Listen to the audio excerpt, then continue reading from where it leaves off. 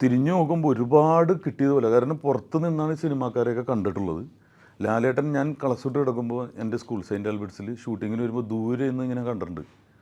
പിന്നീട് ആഗ്രഹിച്ച് സിനിമയിലെത്തുകയും പിന്നീട് അമ്മ എന്ന് പറഞ്ഞ സംഘടനയില്ലേ, 500 പേരിൽ 17 പേരിൽ ഒരാളായി മാറുകയും ഇത്ര അടുത്ത് ലാലേട്ടനായിട്ട് മീറ്റിങ്ങിനെ ഇരിക്കുമ്പോൾ ഞാൻ സംശയിക്കും ലാലേട്ടൻ തന്നെയാണ്. കാരണം ഇത് സ്ഫടികമൊക്കെ കാണുമ്പോൾ എൻ്റെ സ്വപ്നത്തിൽ പോലും ഇല്ല ഇനി അടുത്തൊക്കെ ഇരിക്കാൻ പറ്റുമെന്ന്. ലാലേട്ടൻ എങ്ങനെയാണെന്ന് വെച്ചിട്ടുണ്ടെങ്കിൽ, ഞാൻ അദ്ദേഹത്തിനോടൊപ്പം 6 മാസം ഉണ്ടായിരുന്നു ബിഗ് ബ്രദർ എന്ന സിനിമയിൽ. അതിൽ ഒരു ചായ കുടിക്കുകയാണെങ്കിൽ അതിൽ 100% ആയിരിക്കും പുള്ളി.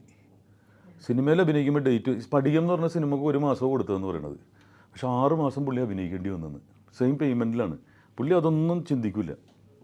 പിന്നെ പുള്ളി കാശ് കണ്ടിട്ട് തന്നെ നാൾ പറയുന്നുണ്ടാവും, കാരണം എല്ലാം ബാങ്കിൽ കൂടിയല്ലോ എൻ്റെ. വേറെ ആൾ ടിങ്കട് പുള്ളി പണിയെടുത്തുകൊണ്ടിരിക്കുകയാണ്. പുള്ളിയുടെ ശരീരത്തിന് എൻജോയ് ചെയ്യാൻ പറ്റുന്ന മാത്രം കുറച്ച് കാര്യങ്ങളുണ്ടാവും. ബാക്കിയെല്ലാം ഒന്നും അകത്തേക്കൊന്നും പോകുന്നില്ല, എല്ലാം കഴിക്കാൻ പറ്റുമോ? അപ്പോൾ അകത്തേക്ക് പോകുന്നത് ഭക്ഷണവും ഈ ഗുളികയും മാത്രമാണ്. ഇപ്പം മമ്മൂക്കയാണ് ലാലേട്ടനാണെങ്കിലും ഈ സമ്പാദിച്ച് വെച്ചിരിക്കുന്നത് അടുത്ത 10 തലമുറയ്ക്ക് വേണ്ടിയിട്ടായിരിക്കും. അപ്പോൾ അവരൊക്കെ ഹാർഡ് വർക്ക് ചെയ്യുന്നത് ഈ കിട്ടുന്നതെല്ലാം ശരീരത്തിന് കിട്ടുന്ന സുഖമല്ല. അപ്പോൾ ശരിക്കും 100% നമ്മൾ ഈ വരുന്ന കാശ് പിന്നാലെ വന്നോളൂ എന്നുള്ളതാണ് എൻ്റെ അനുഭവത്തിൽ എനിക്ക് മനസ്സിലാക്കിയിട്ടുള്ളത്. പിന്നാലെയാണ് വന്നിട്ടുള്ളത്. കാശ് വേണമെന്നും പറഞ്ഞല്ല ഞാൻ പോയിട്ടുള്ളത്. അപ്പം നമ്മൾ ജീവിതത്തിൽ നല്ലൊരു മനുഷ്യന് ഒരാളെ കാണുമ്പോൾ, ഇപ്പോൾ പൊന്നീനെ കാണുമ്പോൾ എനിക്ക് ഇപ്പം നെഗറ്റീവ് പറയുമല്ലോ എന്ന് പറയുമ്പോൾ നമുക്ക് വിഷമമായിരിക്കും. അപ്പോൾ കാണുമ്പോൾ തന്നെ ഇതെന്താണ്, വെറുതെ എങ്കിലും സന്തോഷം നൽകുന്നു, നല്ല സുന്ദരിയായിട്ടിരിക്കുന്നല്ലോ എന്ന് പറഞ്ഞൊരു സന്തോഷമല്ലേ? അല്ല, അത് കാര്യം പറഞ്ഞു വെറുതെ പറഞ്ഞല്ല, നുണയാണെങ്കിലും അതൊരാൾക്ക് സന്തോഷം കൊടുക്കുന്നതാണ്. അല്ല, ഞാൻ പറയും ഇപ്പോൾ ഇത് സത്യമാണ്, പക്ഷേ നുണയാണെങ്കിലും അല്ല. ചേട്ടനെ സംബന്ധിച്ചിടത്തോളം ശരിക്കും പറഞ്ഞാൽ താങ്കൾ ഒരു ഭാഗ്യമുള്ളൊരു നടനാണെന്ന് ഞാൻ പറയും. കാരണം സഹനടനായിട്ടുണ്ട്, വില്ലനായിട്ടുണ്ട്, നമ്മളെ ചിരിപ്പിക്കുന്ന കഥാപാത്രമുണ്ട്, ഇപ്പോൾ നായകനാവുന്നു, ഇതിന് മുന്നേ നായകനായിട്ടുണ്ട്, ഇപ്പോൾ പറഞ്ഞ പോലെ ജ്യോതിർമയിലൂടെ. കാരണം അന്ന് പ്രിയാമണി നിരസിച്ചു എന്ന് പറഞ്ഞ് നമ്മുടെ JB ജംഗ്ഷനിൽ തന്നെ പറയുന്നുണ്ടായിരുന്നു. അപ്പം എന്നിട്ട് പോലും ജ്യോതിർമയെ പോലും അന്ന് അത്ര നല്ല നടിയാണ് അല്ലേ? അങ്ങനത്തെ എല്ലാ തരം കഥാപാത്രങ്ങളും ചെയ്യാനുള്ള ഭാഗ്യം താങ്കൾക്ക് ഉണ്ടായിട്ടുണ്ട്. എല്ലാവർക്കും ഉണ്ടാവേണ്ട ഒരു ഭാഗ്യവുമല്ല അത്. അപ്പം എന്ത് തോന്നുന്നു, അങ്ങനെ ഭയങ്കര ബ്ലെസ്ഡ് ആണെന്ന് ഫീൽ ചെയ്യാറുണ്ട്? അല്ല, ഒരു കാര്യം എന്ന് പറഞ്ഞിട്ടുണ്ടെങ്കിൽ, ഈ ചിരിപ്പിക്കുന്ന ആളായിട്ട് മാത്രം ഞാൻ വന്നിരുന്നെങ്കിൽ കുറച്ച് കഴിയുമ്പോൾ ചിരി നിലയ്ക്കും, പിന്നെ ക്യാരക്ടർ റോൾസിലേക്ക് മാറണം. മമ്മൂക്ക എൻ്റെ അടുത്ത് പറഞ്ഞിട്ടുണ്ട്, ചെമ്മീൻ ചാടിയോൾ ചട്ടിയോളം എന്നുള്ള എന്ന് പറഞ്ഞിട്ടുണ്ടെങ്കിൽ കോമഡിക്ക് അത്രയേ ഉള്ളൂ. കാരണം കുറേ കഴിയുമ്പോൾ ചിരി മാറും. പക്ഷേ എനിക്ക് വന്നപ്പോൾ തന്നെ ഇപ്പോൾ പ്രാഞ്ചേട്ടനിൽ ലൈറ്റ് ഹ്യൂമറായിരുന്നു. ഭയങ്കരമായിട്ട് ആരെയും ഞാൻ ചിരിപ്പിച്ചിട്ടില്ല, ലൈറ്റായിട്ടേ ഞാൻ ചിരിപ്പിച്ചിട്ടുള്ളൂ. നമ്മളൊരു മന്ദമാരുതനാണ്, കൊടുങ്കാറ്റൊന്നുമല്ല. പിന്നെ വില്ലനായിട്ട് വന്നിട്ടുണ്ടെങ്കിൽ ബ്യൂട്ടിഫുള്ളൊക്കെ നല്ല ബ്യൂട്ടിഫുള്ളായിട്ടുള്ള വില്ലനാണ് എനിക്ക് തന്നത്. അപ്പോൾ പിന്നെ ക്യാരക്ടർ റോൾസ്, ഇപ്പോൾ ജോഷി സാറ് പാപ്പൻ എന്ന് പറയുന്ന സിനിമയിൽ ഒരു ക്യാരക്ടർ തുടങ്ങുന്നത്, ക്യാമറ തുടങ്ങുന്നത് എന്നെ വെച്ചിട്ടാണ് ആ സിനിമ തുടങ്ങുന്നത്. ഇത്തവണ ആൻ്റണി എന്ന് പറഞ്ഞ ജോജുവിൻ്റെ ഓപ്പോസിറ്റ് ഒരു ക്യാരക്ടറാണ്, വെടക്ക് സേവിയർ എന്ന് പറഞ്ഞിട്ട്. അപ്പോൾ എൻ്റെ അടുത്ത് വന്നപ്പോൾ തന്നെ ചോദിച്ചു, ഞാൻ എന്താണ് പോലീസാണ്, എപ്പോഴും അങ്ങനെയുള്ള ക്യാരക്ടർ. അപ്പം അല്ല, നീ കഞ്ചാവ് കച്ചവടക്കാരനാന്ന് പറഞ്ഞു. ഞാൻ അതിനെതിരെ നിൽക്കുന്ന ഒരാളാണ്. അപ്പോൾ പോസ്റ്റർ വരുന്നത് തന്നെ മയക്കുമരുന്ന് കേസിൽ ഇതായിട്ടുള്ള എന്നെ പിടിച്ച പോലീസിന് അഭിനന്ദനങ്ങൾ എന്ന് പറഞ്ഞ് ഫ്ലെക്സ്. അപ്പോൾ അതാണ് നമുക്ക് മാറ്റിത്തരുന്നതെന്ന് പറഞ്ഞത്, മാറ്റി പ്ലേസ്. അപ്പോൾ ജോഷ് സാറ് ഇപ്പോൾ എന്നെ വിളിച്ചിട്ടുള്ള സംവിധായകർ വീണ്ടും റിപ്പീറ്റായിട്ട് വിളിക്കാറുണ്ട്. അത് ഞാൻ പറഞ്ഞില്ലേ, കൈക്കൂലിയോ ഇതൊന്നും കൊടുത്തിട്ടൊന്നുമില്ല. ഇപ്പോൾ Vinayan sir, Ranjith sir, Josh sir, അവരൊക്കെ എന്നെ രണ്ടാമത് വിളിക്കുന്നതിൻ്റെ ഒരു കാരണം എന്ന് പറഞ്ഞിട്ടുണ്ടെങ്കിൽ ആ തന്ന ക്യാരക്ടർ മോശമാക്കിയില്ല എന്നുള്ളതുകൊണ്ടാണ്. അപ്പോൾ അതുപോലെ തന്നെ രഞ്ജിത്ത് ലാലിൻ്റെ അടുത്ത പടത്തിൽ തന്നെ വിളിക്കുമായിരിക്കും ഉറപ്പായിട്ട്.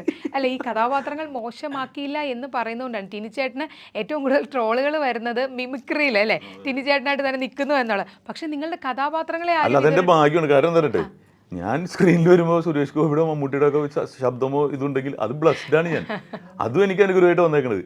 ഒരു ബന്ധുവില്ല എന്ന് പറഞ്ഞാൽ ക്യാരക്ടറായിട്ട് മാറുന്നതല്ലേ. ഒരിക്കൽ പോലും ടിനി ടോമിന്റെ കഥാപാത്രങ്ങൾ മോശമായിരുന്നു, അല്ലെങ്കിൽ അതിനൊരു വിമർശനം വന്നിട്ടില്ല അല്ലേ? അതൊരു വലിയ കാര്യം. മിമിക്രി എന്ന് പറഞ്ഞപ്പോൾ പുതിയ പിള്ളേർ നല്ല പിള്ളേരല്ലേ അല്ലെ? നമ്മൾ അന്ന് ചെയ്തേക്കുന്ന സംഭവങ്ങൾ പണ്ട് ചെയ്തിട്ട് ജനങ്ങൾ കയ്യടിച്ച ഈ ട്രോൾ ഇടുമ്പോൾ തന്നെ ശ്രദ്ധിച്ചോ, ഓഡിയൻസ് ഫുൾ കയ്യടിയാ. അത് ഓരോ സ്ഥലത്ത് ഓരോ സമയം. ഇപ്പൊ പ്രേം നസീറിന്റെ അഭിനയം കണ്ടിട്ട് ഇപ്പോഴത്തെ ഫഹദായിട്ട് താരതമ്യം ചെയ്യരുതല്ലോ.